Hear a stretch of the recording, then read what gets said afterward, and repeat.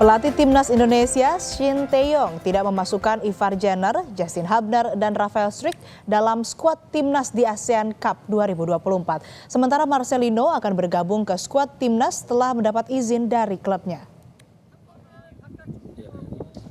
Menurut manajer PSSI Sumarji, menjelang Piala AFF 2024, PSSI masih terus melobi terkait skuad yang akan ikut bergabung memperkuat Timnas. Sumarji menyatakan 3 pemain andalan Timnas akan absen di ajang tersebut, sedangkan pemain lain, Arhan, dijadwalkan segera bergabung pada pekan ini. Sementara Marcelino masih harus mendukung klubnya nanti bertanding pada 3 Desember mendatang. Masih ada waktu. Nanti coba saya malam ini akan coba diskusi sama Coach Shin dengan kondisi ini perlu atau tidak.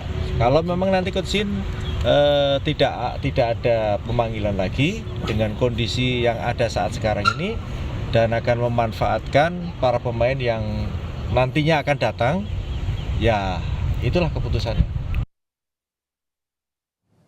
Sementara itu, untuk memperkuat daya dobrak skuad Timnas Indonesia, pemain muda Ronaldo Kuateh kembali dipercaya memperkuat Timnas di Piala AFF.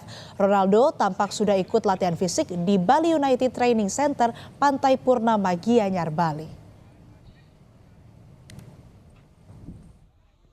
Jadi sangat bersyukur, sangat senang ya, puji Tuhan bisa dipercaya lagi setelah namanya nggak dipanggil, dan semoga saya bisa memaksimalkan kesempatan ini. Yakin bisa masuk skuad pertama?